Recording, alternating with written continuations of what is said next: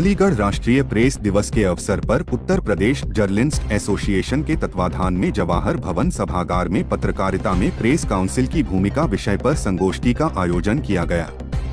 संगोष्ठी का शुभारंभ मां वीणावादिनी मौ सरस्वती जी के चित्र पर माल्यार्पण एवं दीप प्रज्वलन से हुआ।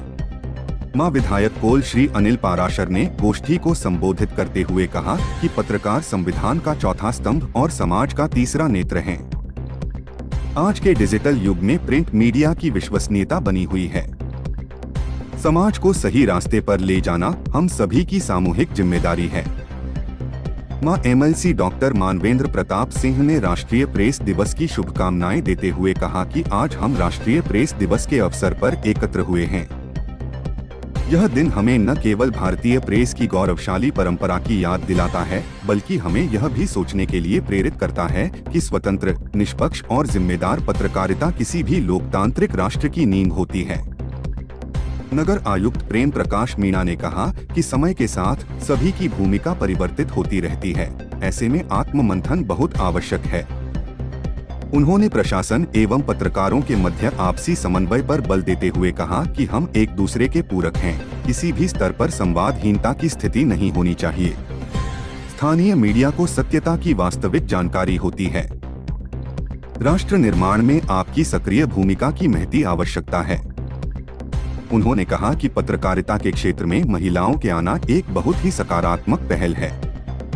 सहायक निदेशक सूचना संदीप कुमार ने सभी पत्रकार साथियों को राष्ट्रीय प्रेस दिवस बधाई दी और बताया कि भारत के प्रेस परिषद की स्थापना इसी उद्देश्य से हुई थी कि देश में अभिव्यक्ति की स्वतंत्रता की रक्षा हो, पत्रकारों को अपना कार्य बिना भय और दबाव के करने का वातावरण मिले और समाचारों की विश्वसनीयता बनी रहे।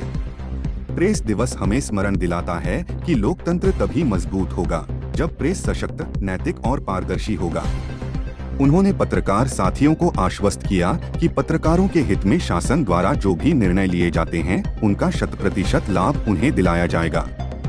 मुख्य वक्ता वरिष्ठ पत्रकार राज नारायण सिंह ने कहा कि 16 नवंबर 1966 को प्रेस काउंसिल ऑफ इंडिया की स्थापना हुई। पत्रकार को सभी प्रकार की विषम परिस्थितियों में भी कार्य करना होता है, उसे कोई मोहलत नहीं है। आज उनके लिए आर्थिक सहयोग की बातें तो होती हैं, लेकिन वह कहीं न कहीं अधूरी रह जाती हैं। कि जैसे ही कोई और भाई उसी पार्टी का कोई बात बताएगा, आज कॉलम छापने से पहले सोचना पड़ता है। पत्रकारिता आजादी का एक रूप है, लेकिन हमारे पर कतरने की पूरी कोशिश की जा रही है। ये हमारा भूता है कि हमने अपने पर अभी भी फैला दिया। और जबकि सरकार हम बोलते हमारी है, आप जैसे भाइयों की वजह से।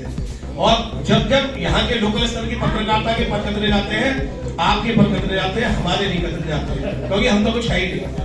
हम तो मैगीफ्रेंड है, उतने में कटा